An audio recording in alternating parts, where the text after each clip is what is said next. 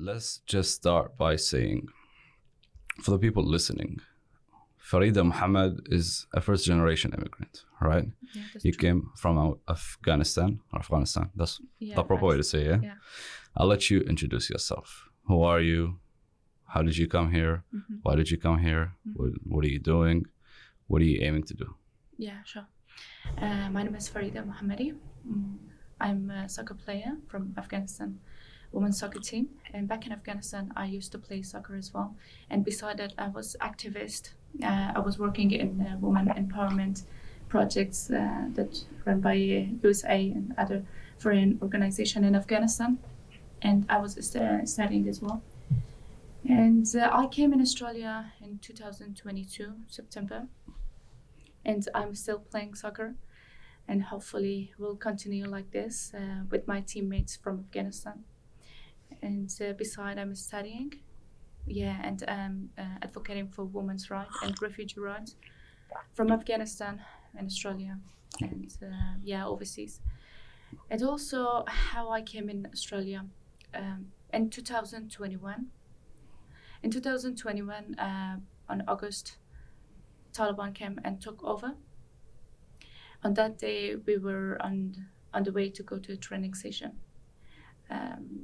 We received a call from the coach that we have to go back to home because there is no hope. There is nothing, no training session. Everything is done because Taliban is taking over and they're all around the cities and they have guns, weapons, everything with them. And if they find out you're a girl and search your bags and ask you who you are, and you can't lie, you can say lie because you have to tell everything. And if they identify you, they will kidnap you, arrest you, kill you, and you will never see your family face or your home again. So that was really tough. That was really tough on that time. We were all shocked, and we got back to home, and for a few days I was unable to think about anything on that time because everything just happened suddenly. Even sometimes it doesn't make a sense because like in Afghanistan, the population are more than 35 million. And the country worked on military and armies for 20 years. And also international communities, countries like USA or other countries, they were in Afghanistan.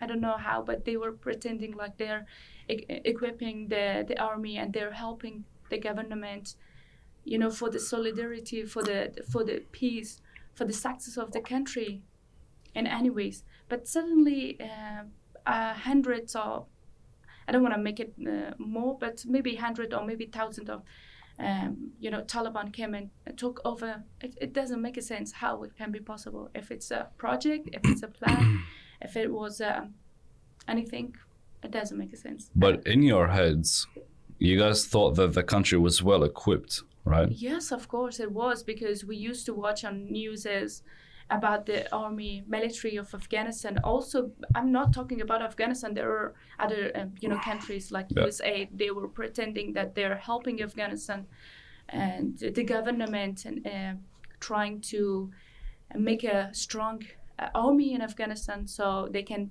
defend. But didn't America invade Afghanistan? I have no idea what's going on. I have no idea. And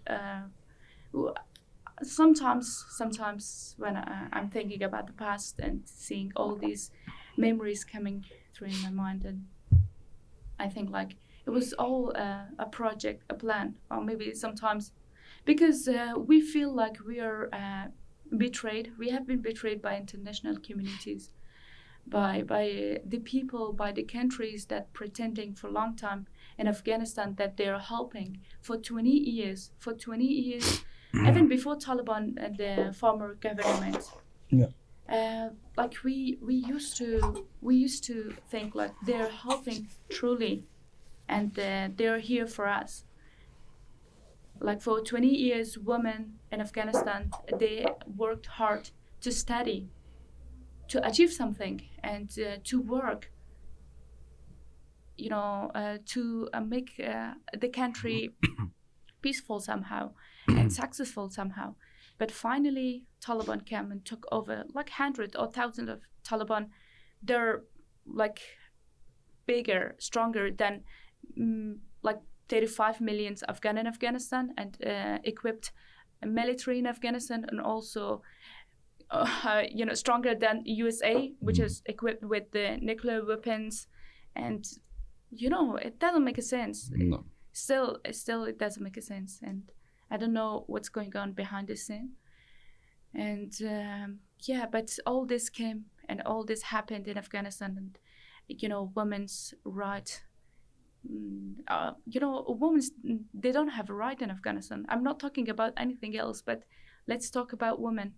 They don't have a right in Afghanistan. You mean no right of education? After the Taliban or before? Before Taliban, if we talk about before Taliban, Afghanistan, they had the opportunity to study. Okay. They had the freedom somehow, but not 100%. I can't say that. Okay. So they were still restricted before? Yes, somehow. Like, for example, Afghan women, when they used to study or work in a workplace, there were gender discrimination, 100%. I'm sure about that, because I faced with the gender discrimination in some, job workplaces. Is that like some male-dominated places? Of course, Afghanistan is like that. Men are dominating the country, and nowadays you can see.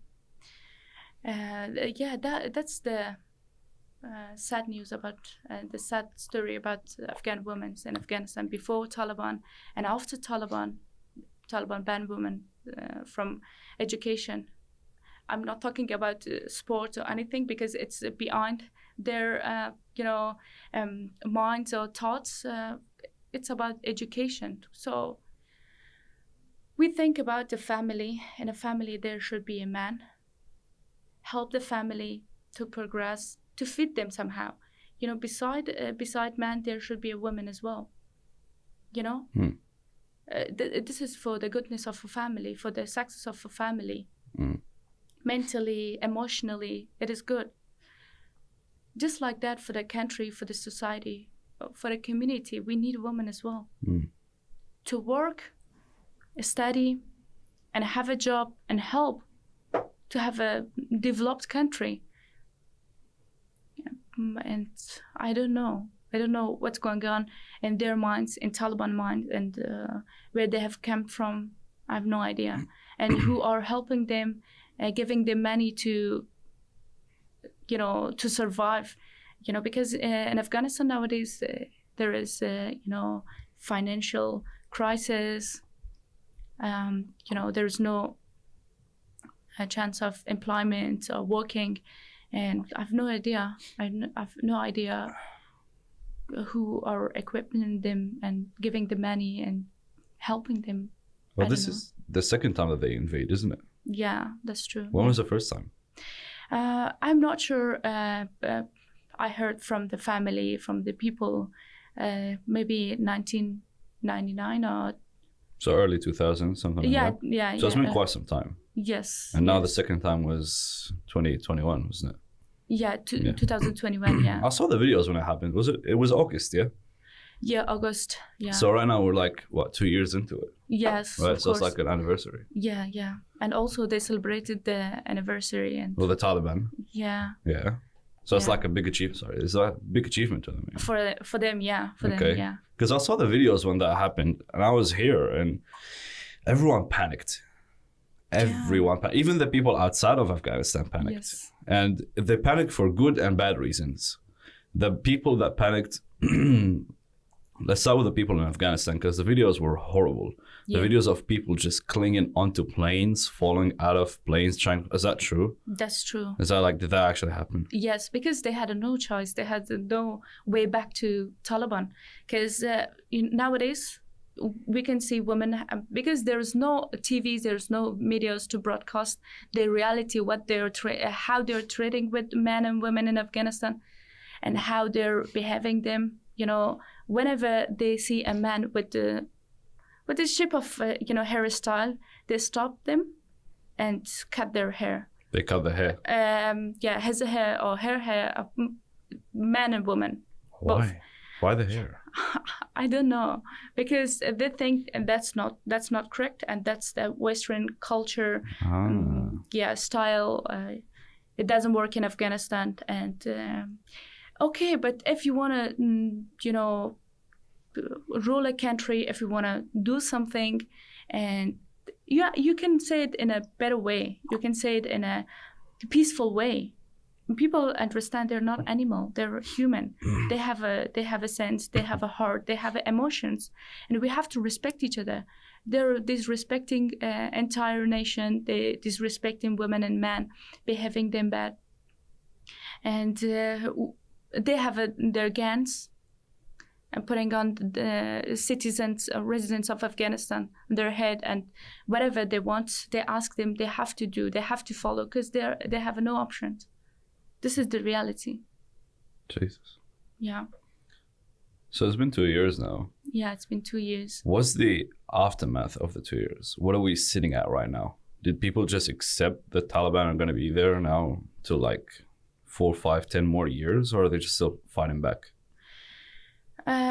We had a protest here in Australia, and also there are some protests overseas and sometimes in Afghanistan. They're asking international communities like other countries, United Nations, to help them to at least negotiate with Taliban what they are doing. But no one cares, and the whole world is silent. And it doesn't make a sense. So they kind of got used to it by now. Yeah, because no one is happy. Everyone is living by force, and they don't have a way to get out of Afghanistan. Those people who could, and even they lost some of their family members during evacuation and leaving Afghanistan. Many house left in sorrows and tears and blood, and no one is happy. Everything is by force in Afghanistan. No one is happy, and I hope international communities hear about Afghanistan, and I know they're hearing it, they're watching it, they're listening to everything, but they stay behind. I don't think they would do anything. Yeah. I don't think they would. If then then why they came in Afghanistan and pretending for 20 years that they're helping, and finally they just gave up and left Afghanistan on the hands of a bunch of terrorists. It's all propaganda. It's like we pretend we're on your team for a while and we get what we want, which is, for some cases, some people, publicity, money, sympathy, right? And then when shit actually happens, we pull ourselves out. That's usually how it goes. Like, I hope that's not the deal. But if they have been monitoring for 2 years and they haven't acted, you would think that there's no other way of them dealing with it. So if it's been happening for 2 years and they've been monitoring the situation, when is the action? Yeah. Right. And it's horrible. If you have the power to end something like this, but you don't do it, you're willingly letting innocent people die and suffer. Yes. And as a World Peace Organization, that's just against your will, and it cancels out what you're doing, right? Do they make a plea for the UN? I have no idea. If they did, so there will be some changes in Afghanistan. At least, women could study, girls could study. If Taliban, they're saying that women cannot go and see or visit a male doctor or male teacher. So if, okay, fine, no worries, because we are Muslim, we respect our religion, we respect our culture, it's okay, no problem. But if you're not allowing girls and women to study and work as a teacher, as a doctor, as a midwife, so how you expect women survive in Afghanistan? But shouldn't they have the choice to? Like, shouldn't they have the choice to go to a male doctor? Shouldn't they have the choice to do whatever they want? No, they don't allow them. They're not allowing women to go and visit national parks, to have a fresh air, to... But why specifically women? I don't know. I have no idea. I don't know why they're targeting women, only women. And besides, they're torturing men as well. as I mentioned, cutting their hair, and they're targeting women specifically. It sounds like a big, well thought out orchestra. Things like these, from my experience, from what I've seen, things like these, they don't just happen. Like, think about ISIS back in Iraq. ISIS didn't just happen. Yeah. It was well planned. They had a plan. They went in. They wanted to do something specific. Same thing with Taliban. Yes. Obviously, there's a common theme going on over there where they have to abide by certain rules. Targeting women in education it makes sense, right? And so the biggest power that you could have over a person is that them not knowing what they don't know. Yeah. And for me, it sounds like they're trying to put them in a North Korea type of situation. Oh. Do you think they will go there? Do you think Afghanistan will end up one day like North Korea? Because North Korea is like different. Yeah. It's like separate. People in North Korea. A different planet. It's exactly. Yeah. They don't know about other places. No. Right?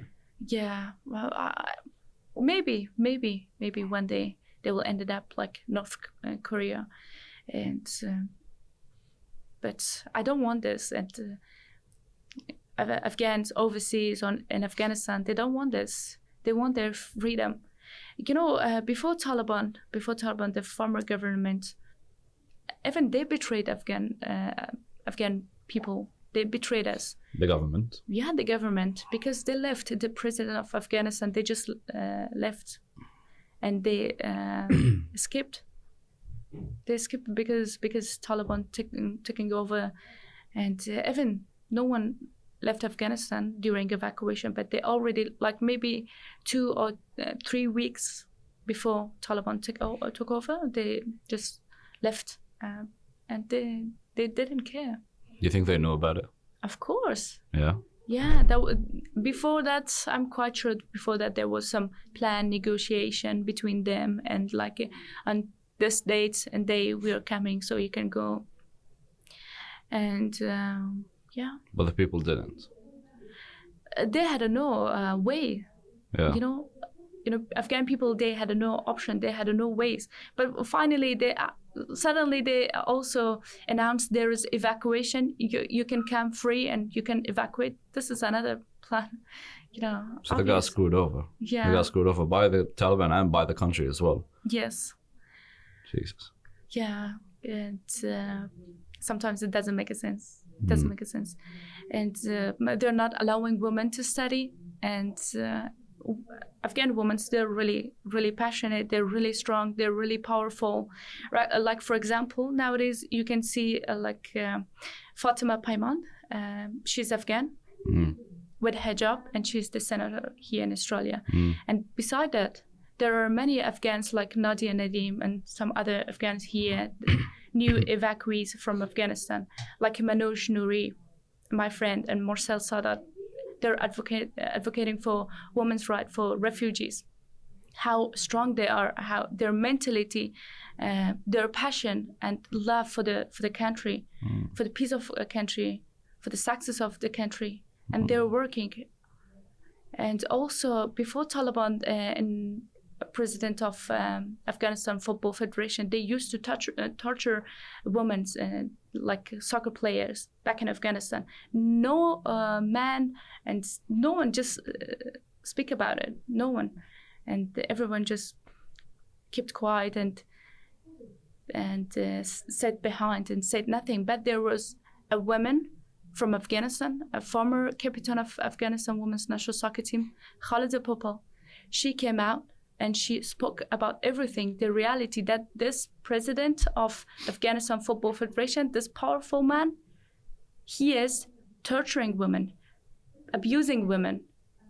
And that was the power of a woman that forced entire men from the federation, that exposed them and showed their reality, their real color to the country. And that's the power of a woman. And they know how powerful Afghan women are, how talented, how great they are. They don't allow them to, unleash their passion, their strength. Yeah, so they're kind of like holding them back. Yes, holding back. Yeah, for 20 years, women tried hard and worked hard to achieve, in terms of education, in terms of soccer or sport, or they were involved with, women empowerment in Afghanistan, but they just stopped everything suddenly. Yeah. Does the Taliban use religion as a cover? Yes, of course. Yeah. They do. They pretend like Afghan women, they have to cover themselves, and before that, and nowadays they're completely banned from any activities. Even they can't go to national parks to have a fresh air. Yeah, they're doing this, and they're using from religion.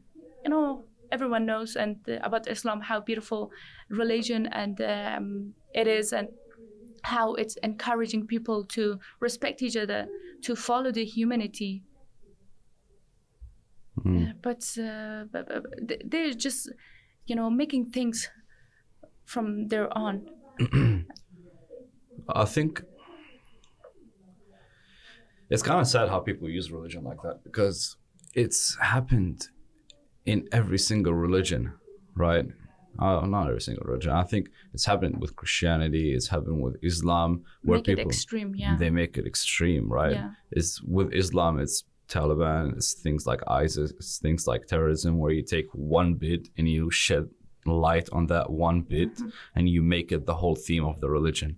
That's true. Same thing. That's why they are giving the whole world a bad image about Islam, and that's not true. But that just sounds like a more thought out plan.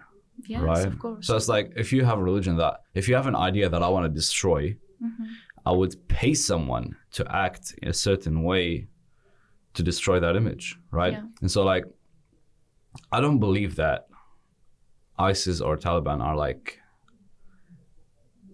actually Muslims. The people that are within that community, they're not. They're using Islam just to manipulate people, and also the people overseas that already they adopted the Western culture. They think that if they are Muslim and they're doing this, so how can I follow that? But that's not the reality. This is a plan. This is a project that they're running to destroy Islam somehow. Yeah. I'm not sure, because everyone is aware of what they're doing. They're pretending that they're,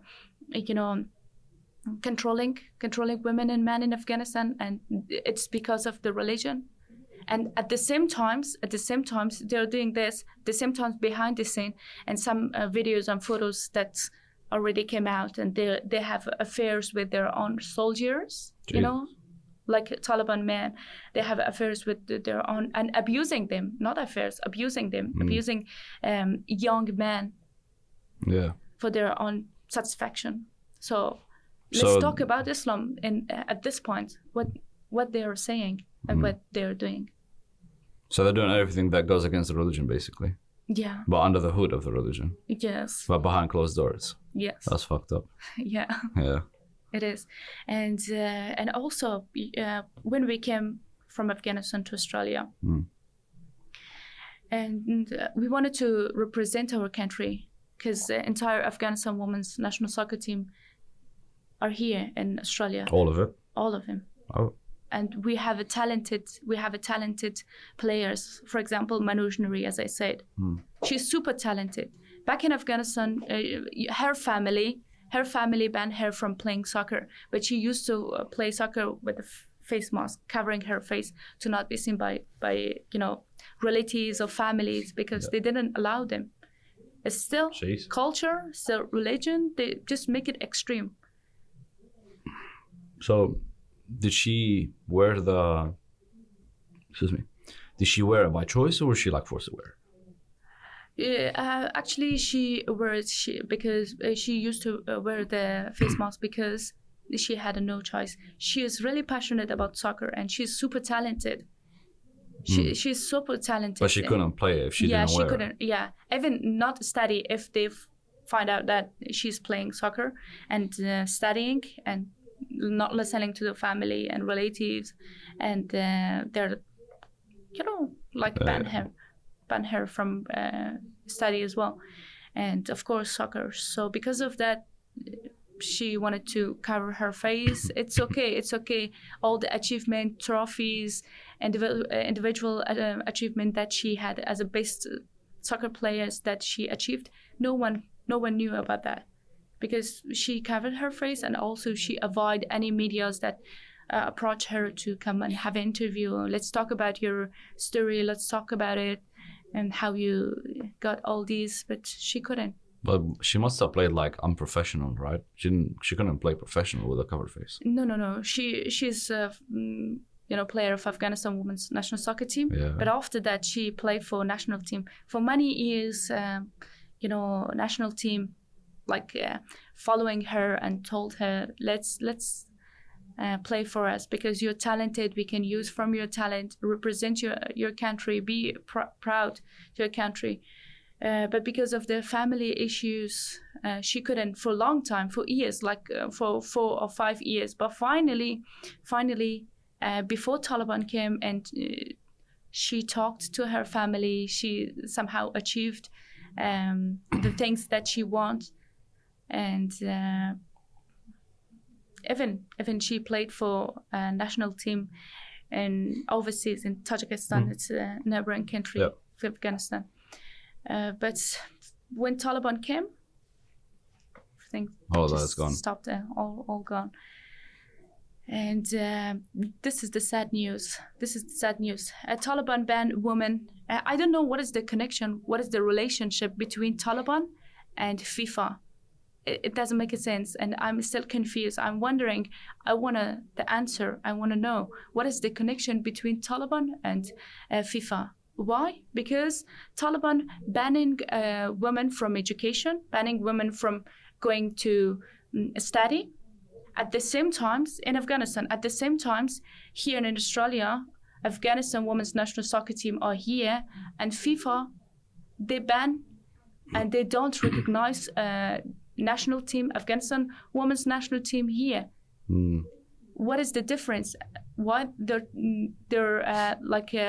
pursuing and following the same policies? FIFA is very corrupt. Yes, of course. FIFA is so corrupt. Yeah. And a lot of people realize it, but they just don't want to admit it. It was from the days of Michel Platini to the days of even now with Infantino. Like, he's doing all right job, but I don't know if he can manage to keep the system as good as he can be. The system is just made to be corrupt. Right. And we can see that through the whole Russia situation and the whole Palestine situation and the whole Ukraine situation. And it's so bizarre because when the whole Palestine situation happened, if you go out and protest for Palestine, that's a political statement. You cannot do it.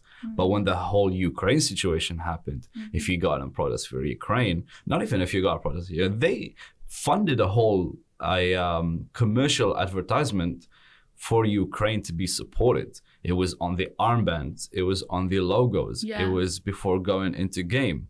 And so now all of a sudden, political statements are okay. But if you do it for Palestine, that's not okay.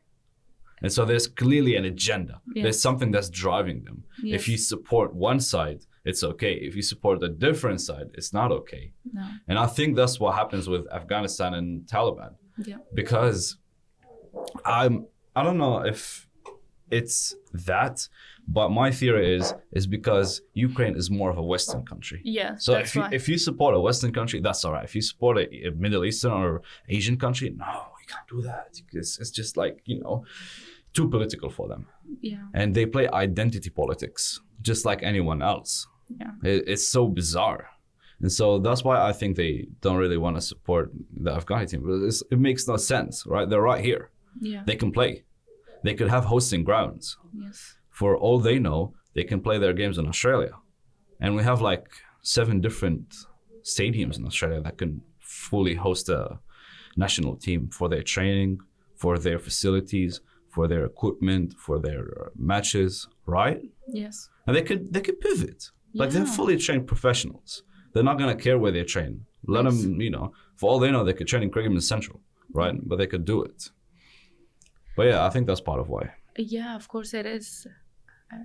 Nowadays, everyone is corrupted, and we don't know whom should we rely on? And, at the moment, as I said, the name Khalida Popal, the director of Afghanistan soccer team, and Malala, we are all trying to get the recognition from FIFA because the team is on exile, and we want to represent our country. If they don't value women overseas, it's a Western country, Australia.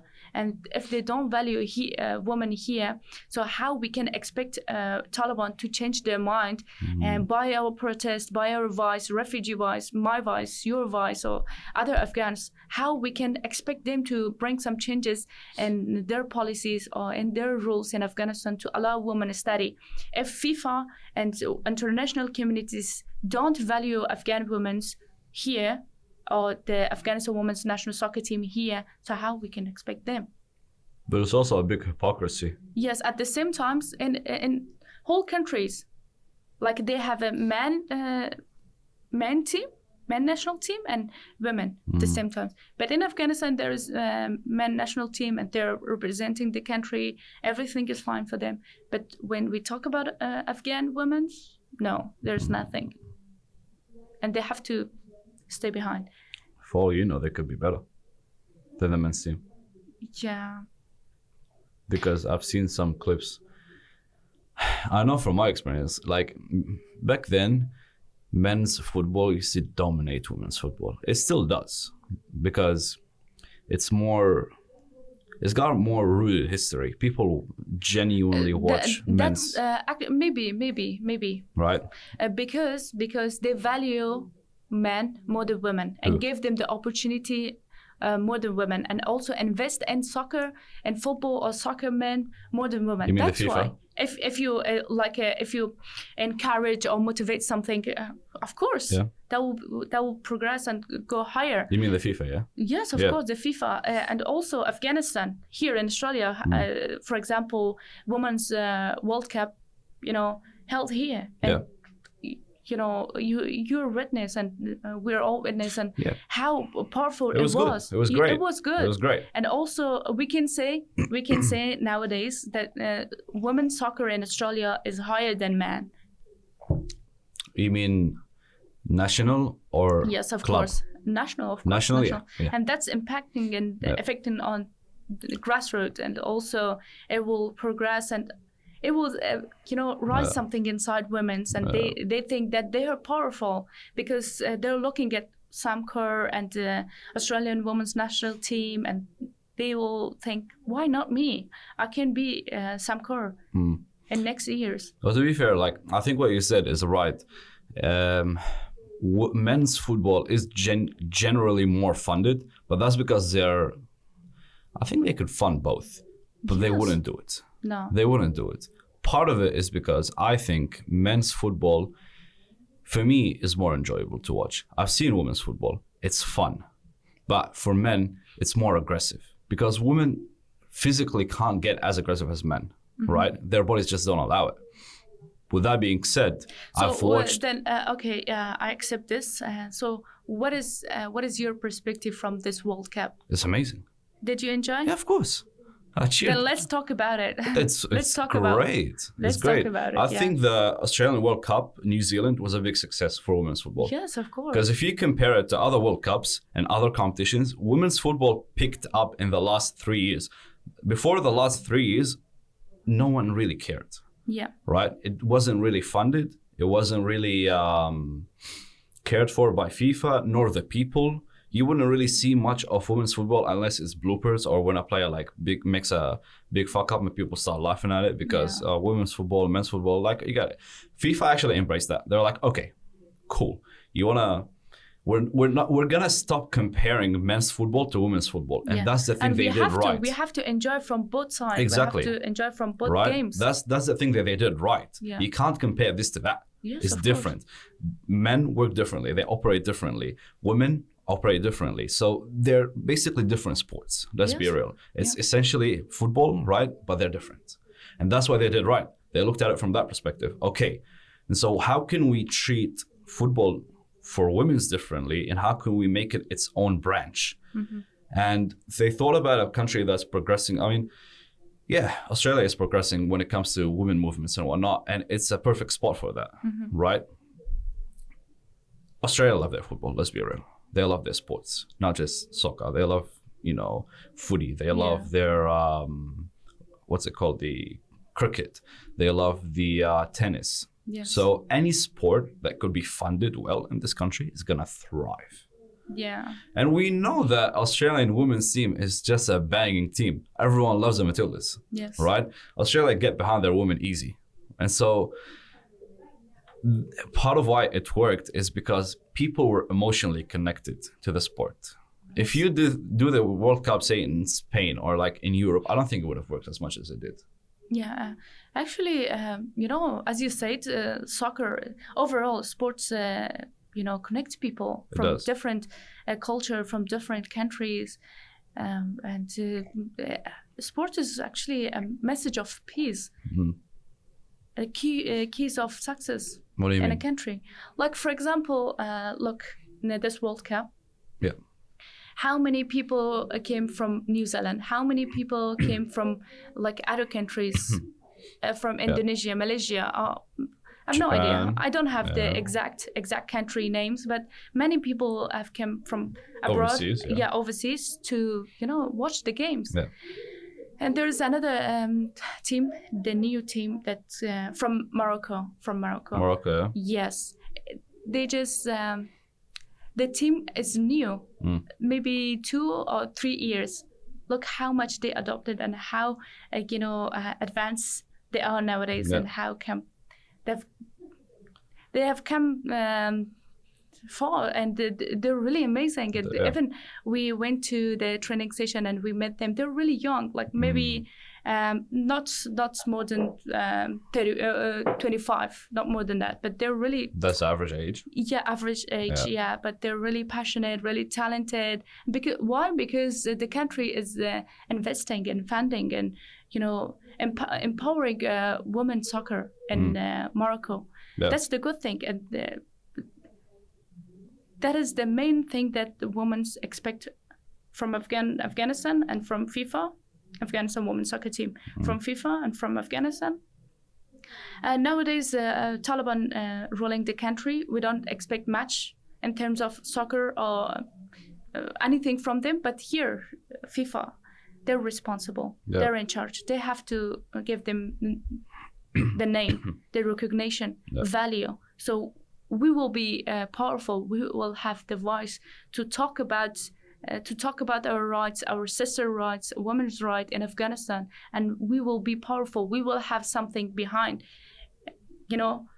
so we can talk about it. They will listen. If they don't value women here, no one is hearing us, no one is valuing us, so how we can expect Taliban to listen? Personally, I really don't care. I don't care who is ruling in Afghanistan. Whether it's Taliban or other group of terrorists or other people, I don't care. As long as they respect women and men, and they give the rights of education, they give rights of feeding their family at least, by working. But they ban everything for women. And nowadays, we can see, even some of my friends in Afghanistan, they contacted me and they told me that I'm suffering from depression because it's been 2 years since Taliban took over. We're all the time at home. We can't go outside. If we go outside, they will beat us. Trust me. This is the reality nowadays. They will beat us, and we can't go outside. We are scared. We're afraid of all these cows, and they have a gun and looking for houses and searching on the streets if they find any woman. It's out of imagination. It's beyond imagination, but this is the reality. They stop women from education, and more than 35 girls, they got a scholarship from some Arabic countries. I'm not sure, maybe Saudi Arabia, I'm not sure. More than 35 girls. 35 or 35,000? No, 35 girls. Or maybe more than that, because I don't have exact a number. But the girls, they received and got the scholarship the scholarship from Saudi Arabia, and they went to Kabul airport, and they have the passport, visa, everything ready, just take off from the airport. And Taliban stopped them and asked them and identified them and just stop them and go back to your house. There's no way of living here for education. For no good reason. Yeah. Your Taliban is stopping women and banning women from education in Afghanistan. It's okay, fine. At least some of the courageous girls, they found a way to get out of Afghanistan and go for education and build themselves, build their personality, at least fit their families somehow. Even they had someone with them, like maybe husband, maybe brothers, maybe father, because Taliban don't allow girls to go outside without a man with them. And they already had everything, and they followed the rules, but finally stopped them. What's going on? You're not allowed to go overseas for study. Stay behind. Go back to your house. They return back to house with the tears, crying and. So did you say that as a woman you're not allowed to go out without a man with you? Before Taliban? Yeah. Yes. No. Before After Taliban? Yeah. After Taliban, I wasn't actually there for a long time. It was only during evacuation. It was chaotic scene and everyone rushing through the airports, and they had to save themselves and families, and no one cared who is alive, who is dead, who is, taking the bullets from the Taliban, because they were shooting around. They were beating men and women, kids, everyone. They didn't care if they're young or old, if they die. Even I see with my own eyes, I saw that many women, they carry their babies and they were dead because of this situation, the horrible situation that happened in Kabul airport during evacuation. Carrying their babies and they're dead. Yes, the babies are dead, or? Yes, already dead, because they can't tolerate the babies. They can't tolerate the situation. Even they will, maybe they did because of they scared, maybe. And you mean like when they're pregnant? No. Oh. They have their baby with them. Okay. And and it was just only the dead body of their babies, Jesus. not them. Yeah. Like for 2 or 3 days, we were outside airport trying to get inside. And during evacuation, we lost our family, we separated, and even I lost my bag. My family left behind, and hopefully now they're in overseas, not in Afghanistan. So I can talk openly about what's going on in Afghanistan, but before that I couldn't, because my family, they were in Afghanistan. And they would find them and they were targeted. Of course, because I had many interviews, and as you know, I didn't want to put my family at risk. Already they were, because of my background as a soccer player, and they had to go to other houses, searching, moving to different houses to not get identified by Taliban, because they were searching houses. Even my younger sister, she had to marry to someone because Taliban searching around. So there was news, and that was reality. Searching houses, if they find young girls, they will forcefully marry them. Why they're because at what age? It doesn't matter. More over 16 or 17, they're ready for getting married. So while they're single at their houses and what they're doing. How is that their place to judge? They just forcefully make these girls get married. It's really horrible. It's sometimes we forget to laugh or cry over all these stupidity that Taliban causing in Afghanistan and they're doing in Afghanistan. And just because of that, my sister got married, and during her marriage, Taliban killed a 15 years old boy from my family, because why he put the music loud. Yeah, that's the reality. I do have the videos. I do have the photos. They killed a 15-year-old boy in your family because he put the music loud. Yeah, and while you're dancing, while you're, so what is the point of having a wedding? It's because in the wedding. In the wedding, yeah, That's so bizarre. Yeah, it is. Are they like everywhere? Yes, of course it is. It's my story. It's my story. I'm telling it now because there is opportunity. There is a chance to speak up about what we have gone through and my family. But what about those women and men and those Afghans in Afghanistan? They don't have the opportunity. They don't have the chance to talk about their stories. I keep receiving many messages, emails from people in Iran and Pakistan. They're asking me, our families are still there, like entire Afghanistan women's soccer team. Our families are still in Iran and Pakistan, but still they're waiting for the process of the visa application, and I don't know what's going on, and I don't know why it's taking too long, because everyone is aware of our situation, our background, and also my family and some other girls' family. They used to work with the former government of Afghanistan, and if the Taliban, because they're afraid of Taliban, and Taliban, they have people or agencies or spies in Pakistan, of course, in Iran as well. So they can, if they target someone, they definitely find them and arrest them or kill them or do whatever they want. And I don't know why the visa process in Australia is really slow. And I hope something happens. We hear good news about family cases, and to have them here, and we all reunite with our family here again. Yeah, I think the situation with visa in Australia has been slow for quite some while, because I know people in Middle East, Jordan, Lebanon, they've been waiting for ages. Yeah. They're just out there. They're sitting. They don't know what's going to happen. It's so terrible, because I've been there. When you sit down and you don't know what's going to happen, and you're just playing the waiting game. Mm-hmm. Yeah. Because there's no life over there. No, there's no life in Iran. Even in Iran, the Iranian, they're not agree with the government because they're following the same policies that Taliban does. Yeah.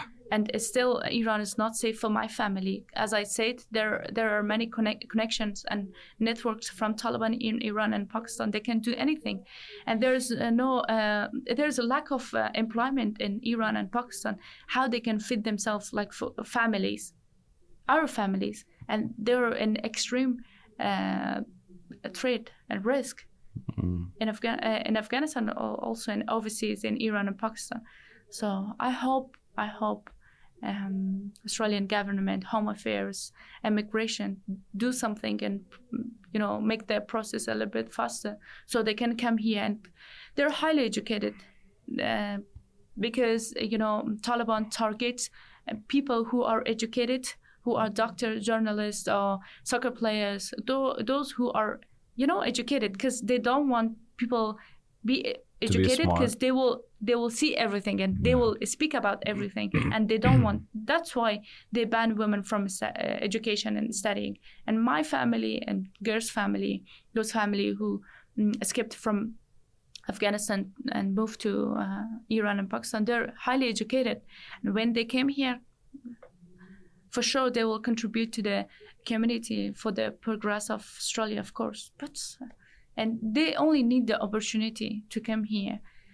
And beside that, they're at risk. They can't even live in Iran. And let's see. I hope there will be some changes in visa applications so they can come. What do you think people here can do besides talking about it? They have like to. Afghani people. Afghani people, like Afghan communities. Yes. They have to stick together. They have to, get together and work. I know there are. I know many Afghan communities here, many Afghans here that they're working, men and women. They're working, and they're really passionate about Afghanistan and Australia success, progress, and they're working hard to advocating for Afghanistan, and also beside that Australia here. And I'm really grateful for them, and I'm really happy for them how hard they're trying. But if they tried a lot and if there's no result from higher position, so that will be useless. But still, I request them to stick together.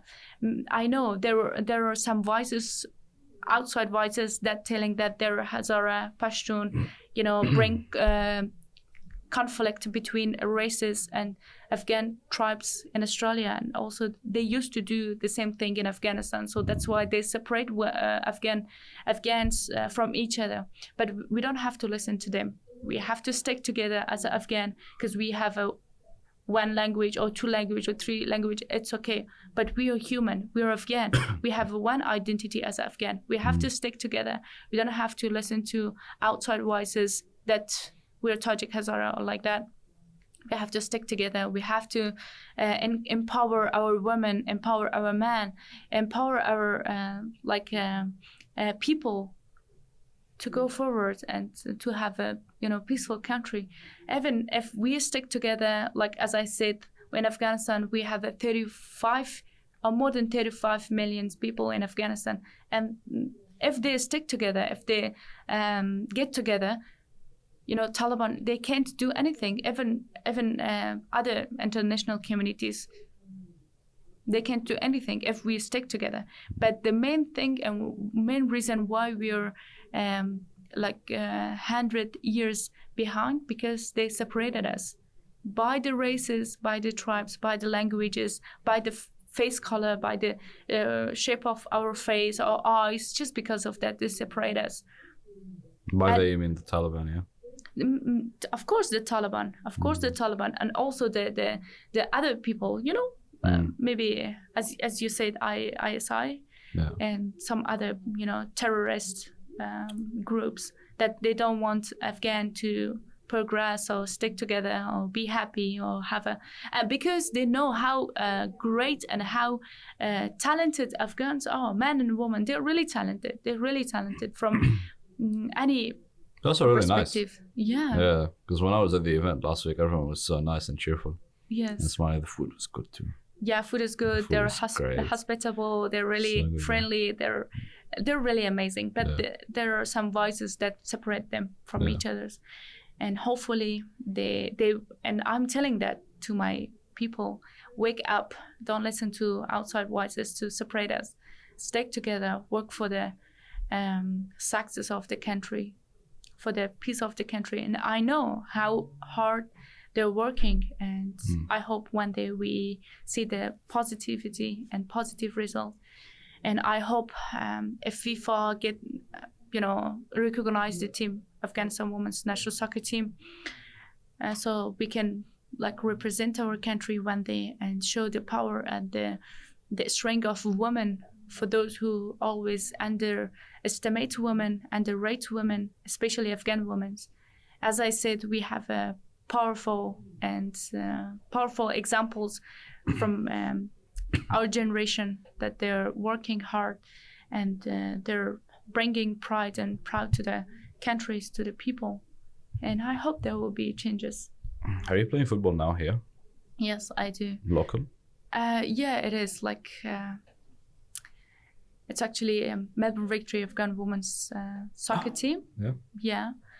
Melbourne Victory is sponsoring our team, and we're grateful. We're happy that somehow we find a space here in Australia, that Australian people, they're helping and they're valuing women, and we're really grateful. We're really happy. They're really friendly. They're helping, and coaches, the staffs, everyone.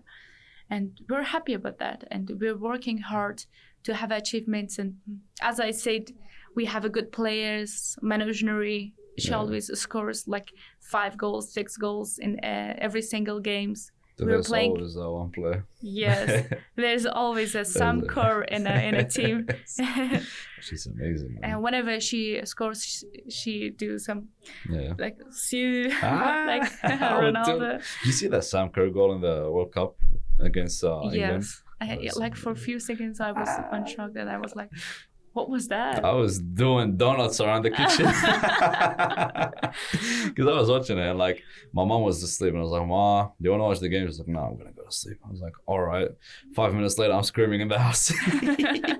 That's a good goal, though. Yeah. Yeah, it was. It was an amazing goal. That's the power of a woman. So we don't have to sure, compare man and woman. Let's It's enjoy. a different sport. Yeah, let's enjoy it from their ability, from the capacity that they have, because they're trying hard. Sam Kerr, Manojnuri, or other players, or myself, or even yourself. You're trying. You're doing your part. Dude, I enjoyed it. I enjoyed it. I went to a footy game for the first time in my life, like a rugby AFL game. Well, not rugby, AFL. Some people get cut when they hear me say rugby. I went to an AFL game for the first time in my life. It was a Carlton versus Melbourne game. And that's like a huge game in the MCG. It was packed, right? And it just so happened that during that time, the Australia-France game was happening when we won on penalties. Just before the game, they were streaming the game inside the MCG. So for the AFL fans, you know, it's whatever.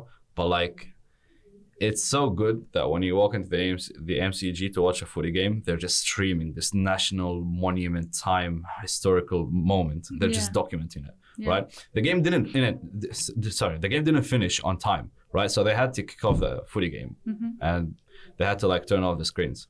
People were waiting outside. You know how there's the stadiums and there's like the lobby of the stadium? There was more people in the lobby than there were in the actual stadium just watching the the Australian game. And I have like footage of me and my friend just standing there outside watching 9 News, just watching the penalties one by one. And people, it was so funny because like, you know how there's a buzzer for the AFL when the game starts, right? Yes. It buzzed for the game to start and everyone outside was like, shut up, we're trying to watch the game outside, right? It was so good. It was beautiful because like, you could feel the pressure. You could feel the unity. People were just like united. They were all rooting for it. They don't care like men or women. They just care that this is our national team. We gotta support it. Yes. And this is basically sport. That's the point. That's the beauty of right. And I'm not even like, you know, I'm Iraqi and I've got my citizenship like this year, and I still felt that connection. Like this is my team. I gotta support it, right? I've been in the country for 6 years. That's it, right? I've got my first country, and now this is my second. I gotta support it. Yes. Right? Like you don't care men or women. Yes. It's a sport. Right? Yeah. It's a sport, and also we have to enjoy that. We have to enjoy. We have to, you know. We have to like play our role as a citizen, as a resident of the country, and you gotta give something back. Yeah, of course, and also there is something emotionally inside of you that encourage you to come on, cheers, and be happy, be happy. Yeah, it was because you're seeing everyone is happy and have a different vibe and have a different moment celebrating, and especially with Australia, it's so like mixed because like when I was standing there, like you look around and you see all sorts of different people. Black, white, Asian, you know, African, and they're all standing there. They're all cheering for Australia. Like, oh, geez, all these guys are like Australian, right? Yeah. It's so like it's like a big cocktail. Yeah. And everyone is just like under the big one umbrella of Australia. Like, all right, I guess we're all one. Like it doesn't matter because like back in Iraq when you used to cheer for the country, you turn around and you see like 6 different Iraqi men. That's all you see. You don't see an African guy cheering for Iraq. That's just not. We don't have that big multicultural theme in Middle East. Yeah, I don't assume it's the same. Like I assume it's the same in Afghanistan. Yes. Like you don't see Westerners, you don't see black people, you don't see like it's all Afghani. But here it's different. Yes, that's the beauty of this country, Australia. Personally, I really love it because, as you said, a multiculturalism community and country that everyone can be a part of. Yeah, can be part of and can be belong to. You know, that's really beautiful and amazing, and how they can like cheers for each other and you know getting. Yeah, it felt warm. Like we're all standing there. Like even some dude, like I didn't know. He's just holding my hand. So not holding my hand. He's like hand on shoulder, you know? Yeah. Like I'm an Iraqi, there's an Italian standing next to me, there's an Asian standing, like, all right, I guess we'll go Australia, go Matildas, all right? Yeah. Well, it was fun. Yes. The World Cup was really big. It was really nice. And we'll see, because like I told you, like in the past 2 years, women's football picked up, especially with the Champions League. I think they sold out for the first time in their life last year. I just hope that Barcelona don't dominate it from now on, because they've been kind of like, you know, suppressed it. Barcelona win everything, right, for the women's team all the time. And also we can tell that they won, you know, Spain won the World Cup as well. They're really talented. Most of the players are from Barcelona. Yes. That's like when Spain won the World Cup in 2010 as well. Most of the players were from Barcelona, although I hate to admit it because I don't like Barcelona. Me too. Who do you go for? At the moment, Manchester City. Oh, okay. I thought you were like this close from saying United. I was like this close. Manchester United. Oh no, Yeah. you go for United as well? You like it? No. So I go for Liverpool. what is your team? Liverpool. Liverpool. Yeah. So I can tolerate City more than United. City has been too big. They're a dynasty now. No one's gonna stop them. Yeah. No one's gonna stop them. But Liverpool. no, City. So, yeah, City. of course. Liverpool got problems. Yes. Yeah, we got problems. And also, I heard Mohamed Salah's leaving. We don't talk about that. Please don't mention that. I read that like every day. I wake up, Mohamed Salah to Saudi. Please don't be true. Please don't be real. If he goes to Saudi, we're done for. We don't have a replacement for him. Yeah. Right? But I understand why a lot of players are going to Saudi. The clubs are not paying for it. It's funded by the government.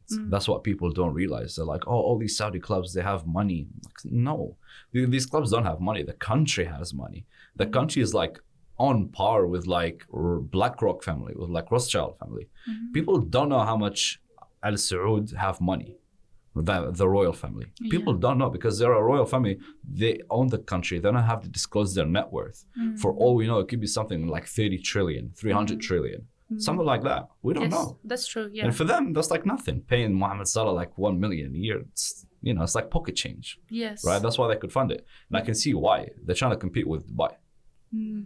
That's what they're trying to do. And you can see the changes. They can see the changes, right? Because like with them, they've been hosting WWE for the past 2 years. And like wrestling is a big entertainment thing.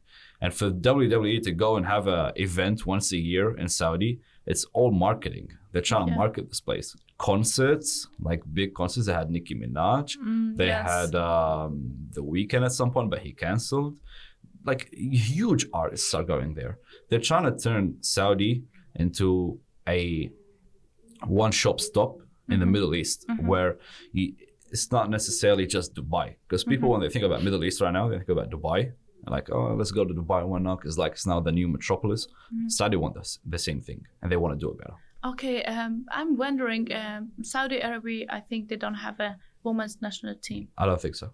No, they don't have. I don't think so. Then because of the religion? Yes, but they might have to. But why they invited Nicki Minaj to perform? But that's the thing. That's why people were outraged. They're like, all right, well, you guys don't allow women to drive, but you can have Nicki Minaj standing in like semi-provocative fit perform. Yes. That doesn't make sense. Yes. Right? And not even that. Just the thought of a concert itself for Saudi is like, wow. It's like big. It's like it's a step out of their boundaries. But I think they've gone more lenient. So I wouldn't be surprised if I see a Saudi national team, if they don't have one. I don't know if they have one. But if they don't have one, I wouldn't be surprised if they come up and say that we've got a national team. Because I know they have a women's league. The women's league is big. They do have? They have a women's league, yeah. And I know that because our best female Iraqi player, her name is Shara Khan. She's Kurdish. She plays in Al Hilal, the same club that Neymar is playing for. And I highly doubt that Neymar can get the same players on this girl. She's amazing. She scores like 4 or 5 goals a game. Right? She's like a Messi of football. And I saw her. She plays amazing football, right? She plays for Al Hilal. So that Neymar Shara Khan link up is going to be crazy for the photos of this year, right? Oh, cool. But yeah, they have a league. They have a Saudi league. And so I doubt that they don't have a football club. A national team. National team, yeah. But they just probably don't promote it as much. No, they don't have, I think. Yeah, because think about it. Like they're promoting the men's league right now, but really rarely anyone knows about the women's league. Like think about how much money they're paying in the men's league. How much they Yeah. How much they get back, exactly. But it's been like that for ages now. Like even European football, Yeah. they barely get paid as much as men. But that's partly because they get more views and they get more revenue off of it. Yeah, you know how, look at the differences. You know, Saudi Arabia is an Islamic country and Afghanistan as well. And they're trying to promote the league. They're trying to, you know, develop the country from every single ways. They don't just use from the Islam. You know, whoever wants to cover her face or don't, it belongs to them. We don't have to judge someone by how they look. We have to see their actions. The way they're following, somehow it's beautiful, somehow it's good.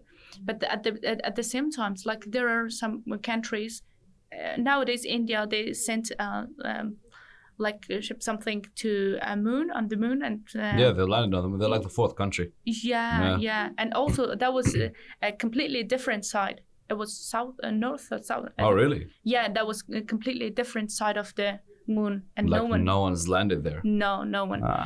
And look at these countries and how they're working together. And it was a woman. It was a woman designed that, and also a woman did everything to send that thing to the moon. And look, this is the power of woman. The thing is, like most countries acknowledge that. Yes. Right? Like they know, like there's no difference. Yes, if a woman did it, if a man did it, at the end of the day, we want to strive for excellence. That's the true. Taliban don't realize that. Don't realize They that. don't And give a look at shit the about other that. countries, the other people, how they're progressing, and they're going to moon, and aliens coming on the earth, and they're still in Afghanistan. Yeah. They're living life hundreds years behind. And look at the difference. And women can't go and see national parks.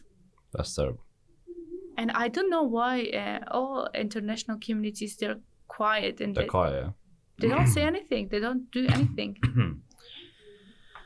Well, how do you think they should go about it? If you were in charge, how would you do it? If I am in charge, I will try my best. I will try my best to convince these terrorist people. Or maybe because they have everything. They're equipped. Yeah. They have like technology, everything. They can attract them, or somehow they can remove them from the country. It's really easy for them. This is the reality. You know, I know they can do this to eliminate this bunch of terrorists from Afghanistan, but they don't. I don't know. What is the reason? I don't know. Okay. If they want to stay in Afghanistan and want to rule Afghanistan, at least they have to respect women. At least they have to, don't discriminate men and women. And also, if I was in charge, if I was a leader, I will negotiate with them. If in a peaceful way, in a friendly way, that they, for 20 years they pretend like they're doing everything for the peace of Afghanistan, and finally they give up and left Afghanistan and hand it over to terrorist people that cutting people, killing people, and banning women, and of course they're doing whatever they want, and there is still no progress in Afghanistan. For 2 years, no progress in Afghanistan, and there's a financial crisis in Afghanistan, and women are depressed and suffering at their houses, and maybe some of them already suicided, but I'm not sure, or maybe they will, because there's no way of living in Afghanistan or even surviving. Do you think there's any hope? Sorry? Do you think there's any hope? I don't know, because I've no idea. If these people, these communities, international communities, stay quiet like this and keep silent like this, there's no hope. And if they listen, and if they do something and have action and negotiate or convince them or remove them at least, or it's okay, whatever they do, if there is any way, at least these people, these Taliban, allow women to study, allow women to live their life, They're not doing anything. They're not throwing their hijab. They're not disrespecting religion or culture. No, they're just studying. I don't know why they don't allow women to study. And there was some news about them, some interviews. Ask Taliban why you're not allowing women to study, and he responded like, because we're Muslim and we're men. When a woman came and talk and do anything like, work like a man, and when we see them, they will provoke us. They will seduce us, and we can't control ourselves. And can't control. That's such a bullshit answer. Yes, of course. And at the same times, they're doing this and they're sleeping with their own soldiers. Yeah, that's fucked up. I think that part of it is because it's an organized criminal group. Yes, it is. Let's just put it that way. It is, right? Yes, it is. It is. It is. You can't bargain with them. From what I've seen, from what history tells us, you can't bargain with terrorists. You can't bargain with barbarics. No. They come in, do what they want to do, and either take themselves out, which they're probably not going to do, or get overthrown. Mm-hmm. How do they get overthrown? By the people, by other countries. They get invaded and they get reestablished, So I don't think these organizations, world peace organizations, are going to help. That's my opinion, because they advocate for peace. They don't do jack. They're a big protesting companies. You go to them, they print the flyers, they go out for the events, they host people, they do the interviews, but real action is far more than this. It needs sacrifices. It needs people that are willing to put everything on the line. That's, in my opinion, how these things could get solved. And even then, it could not work. Sitting down and talking about it, it helps fractionally. Like, now, from our 1 hour conversation, I learned a lot of things that I didn't know before, right? And people now can listen to this and go, oh, right, well, now I can be more alert to these things. But just hearing it, just talking about it, doesn't do anything. You need people that are inside that place to start moving. You need people inside that place to have the courage to be willing to put everything on the line in order to get that higher cause to happen. Yes. And it needs ballsy people. Yes. It needs people that are ready to die for their cause. And I can understand why people don't do it. It's scary. It's scary. It's a scary thing to go out and put your life on the line, put your job on the line, put your family's lives on the line, right? Because it's not just you. If it was just you, I think a lot of people would do it. Yes. They're individuals, they have nothing to lose. A lot of people have a lot to lose. Because in your story, you couldn't talk about it for a year until your family were out in the clear as well, right? And so if you're in that place and you have your family around you, you wouldn't do it. Yes. And so it just keeps going until, one day you get that messianic savior that helps. And I'd highly doubt that's going to happen in our cases. Because it's the same people that claim to be messianic are the same ones that are allowing this to happen. Yes, of course. And, Taliban, they're talking like they're good for Afghanistan. And they're doing good for Afghanistan. And they're the people that they're honest with Afghanistan. And whatever they do, it's all for goodness. So let them to do this. And at the same times, they're doing this and speaking about this, then let's talk about before they took over. What about the 20 years? Every single day we woke up hearing bombing attack, suicide, bad news, Taliban attack hospitals, Taliban killed students and universities, attack people, and they just put bombs in schools. So they've been at it for ages. So for ages, for 20 years. Yeah. Look, so let's talk about it. You were saying that you're good. So what about those memories, those horrible memories that we have in our minds? What about that? Yeah. And okay, then if you're good, we don't talk about the past and we want to forget the past. Let's talk about present, because it will impact on the future generation. So what about them? Okay, we respect our religion, we respect our culture, we work for the country, then allow girls to study, allow people to work, let them to live a life. At the same time they're doing this, but behind the scene, you know better. Yeah. I was gonna ask,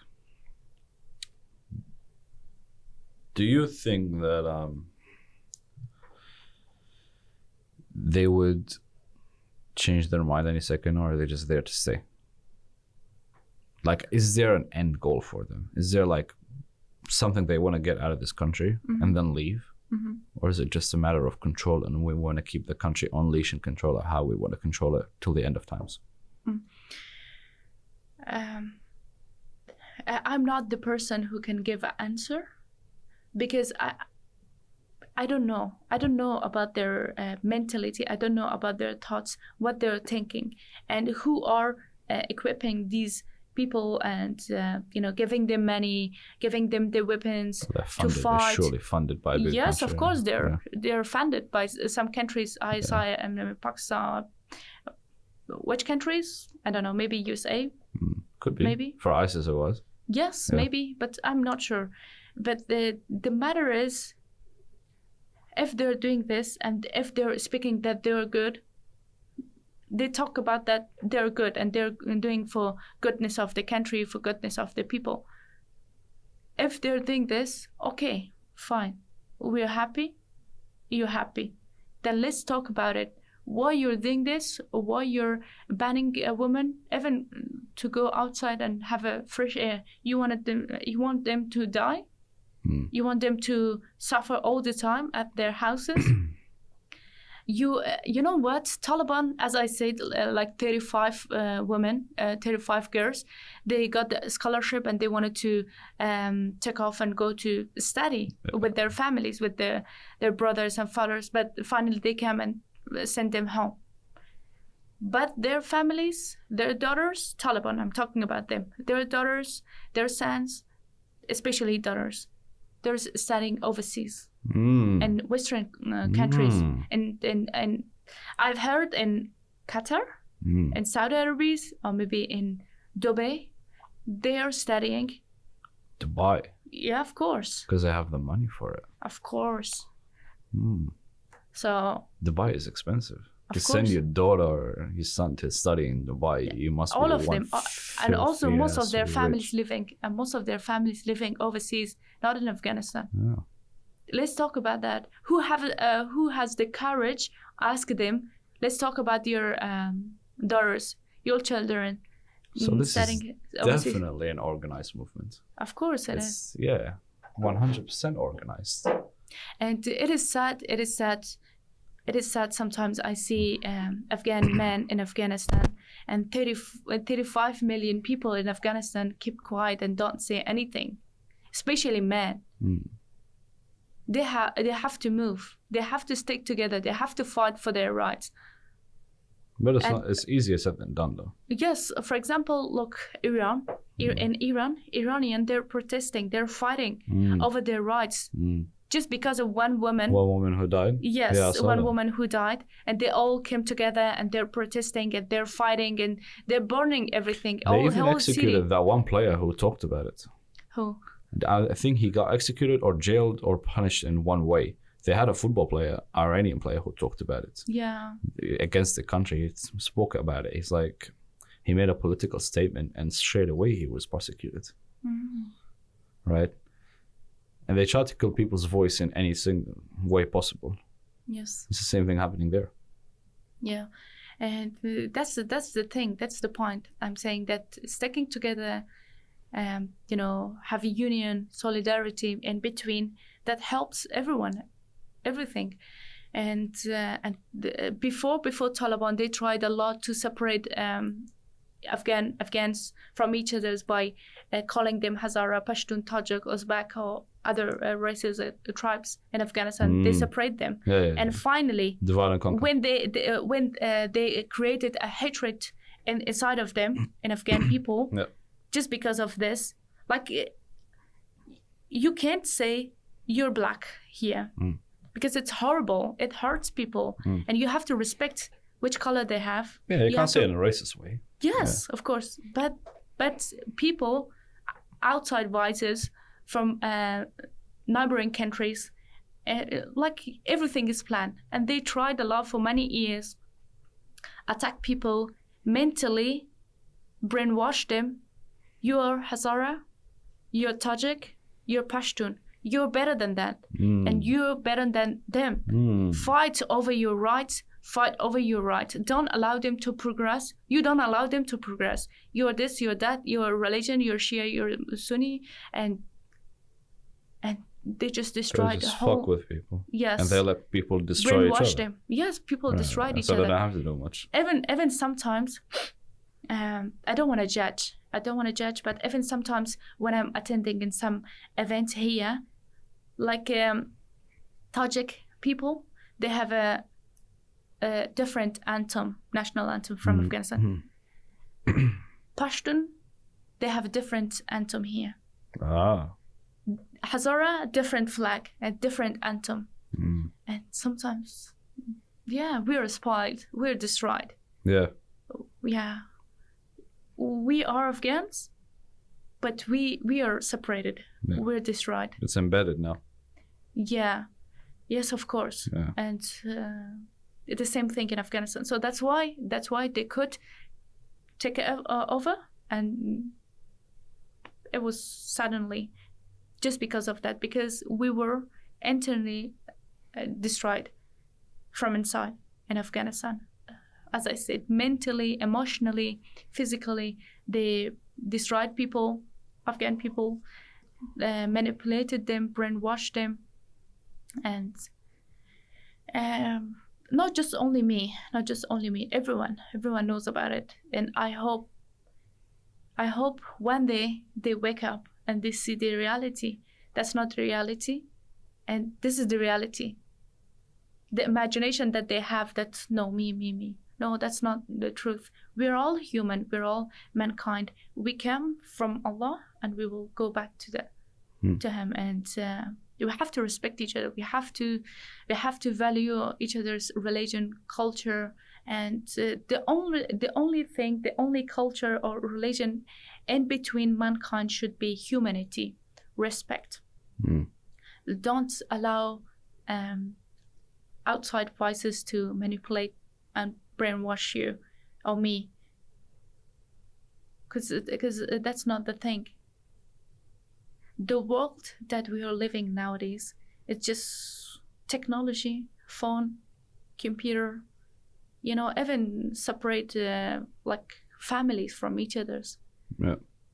They're all the time busy with their phones, and sometimes they don't listen to the families, to mother or fathers.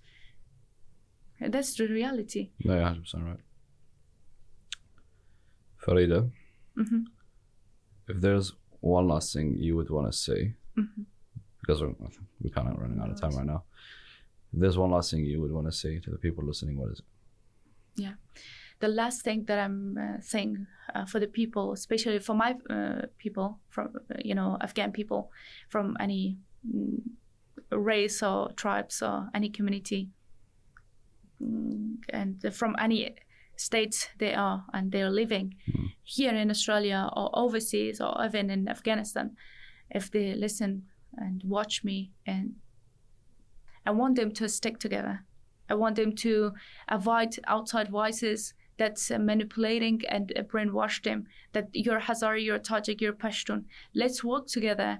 Let's represent our country together. Let's work for our women's right, women's education, empowering women, empowering our country, our society, and our community here as well, and provide the opportunity for those Afghan refugees who recently arrived in Australia and came here. And they don't have the families, they're overseas, help them to bring their families, listen to the refugee voices, and listen to their stories, and help them, support them, encourage them to have a better life. You know, in Afghanistan, we don't have the opportunity to study, especially women, and at the same time, it's here.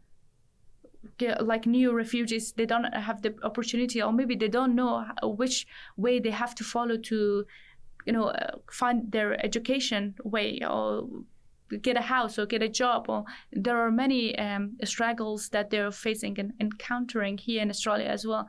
And there should be communities aware of these things, and also being together, sticking together, and we will have a like louder voice to the world, and they will listen to us, they will value us, they will if they see that we are together, and we don't say we are Tajik, we're Hazara, you have to help me because I'm a Hazara, I'm vulnerable. Maybe I'm Pashtun, I'm vulnerable, you help me. Or I am Tajik, you help me. No, we're all Afghan, we all have gone through same situation, whether it's Pashtun, Hazara, Tajik, whoever they are at the moment in Afghanistan. Their daughters, their girls are suffering at houses, and they don't have the opportunity to study or even go outside. They're depressed. So let's stick together, and let's help them and bring some changes. All right. We got one last question. Yeah. It's a yes or no question. It's going to be very quick. Okay. If Afghanistan goes back to the way it was, everything normal, would you go back? Of course. 100%? Of course, you don't 100%. even think about it, right? Of course I will go, because I wanna build my country, and I wanna see. You know, it's been 2 years. I know Australia is full of blessing, and I'm grateful. I'm happy. I'm safe here, and I hope my family come here and have all the blessing. And I don't want to be selfish. I don't want to talk about Afghan refugees. Those refugees, like from Iraq or from other countries, who are suffering outside, and they don't have the blessing, the opportunity to survive there. And I hope one day they come here. Australia is big land, and accommodate many people here, millions of people here. So they open up the gates and for the refugees and come here, asylum seekers, and live their life. And if, as I said, there are many blessings in Australia, but still I miss my country, my home country. Of course, even yourself.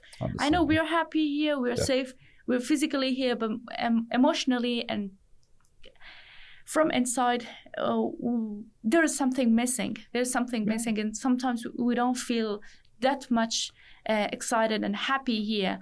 Why? Because our half of us, part of us, is still in Afghanistan, and we are thinking about that. Every single news, every single situation that happening in Afghanistan, it hurts me. It hurts millions of Afghan in Australia, still with all blessing, and whatever they have still hurts them, and we want peace and success in Afghanistan. Understand. If that happens, and of course I will go, definitely. I will be happy to see because my family is not there, but I have my aunties, my uncles. Exactly. That's kind of the reason why. That's what keeps me connected there. Like, I've been here for like 7 years, and I've adapted, and I can stand here and say Australia is my new country. I don't really feel like part of me is missing or something, but I do feel the connection because I still have my people over there, and I think a lot of people are like that.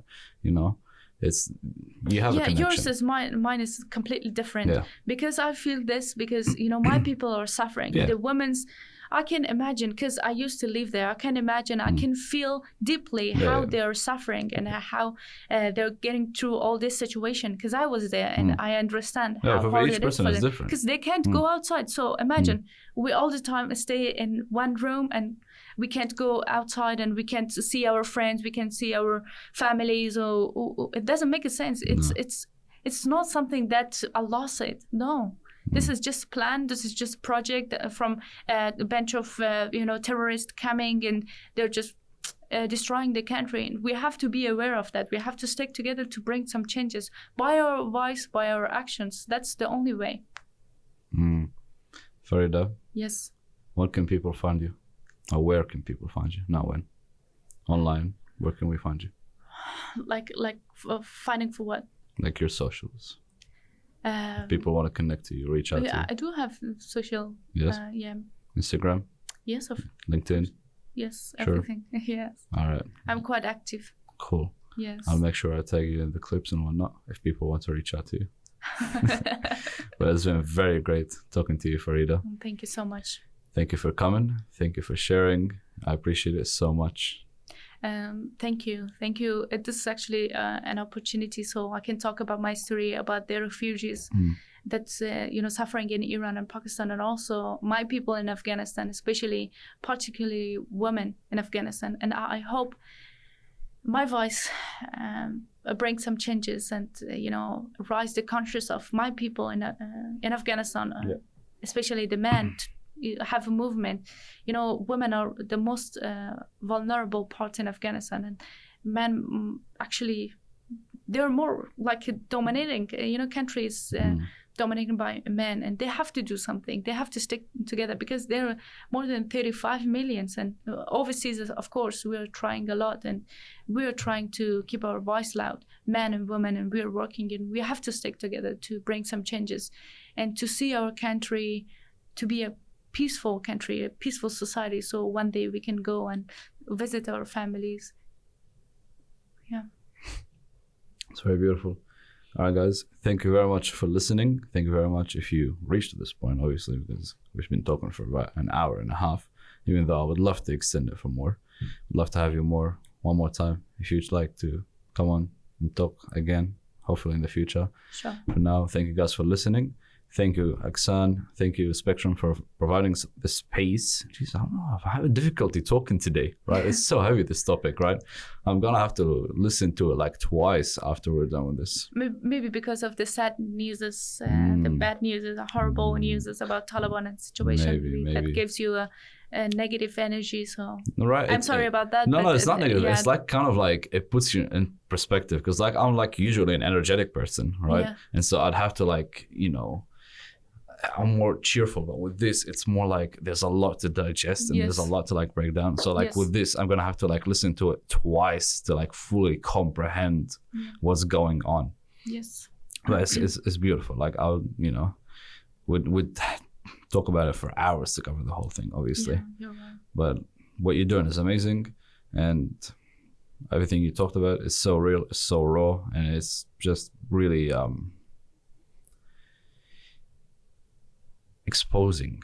Yeah, like it gives you a different perspective on everything, right? Yeah. Well, thank you very much, Farida, for coming. Thank you guys for listening. I'm gonna let you out. Thanks. I said a lot of thanks. Thank you guys. Bye bye.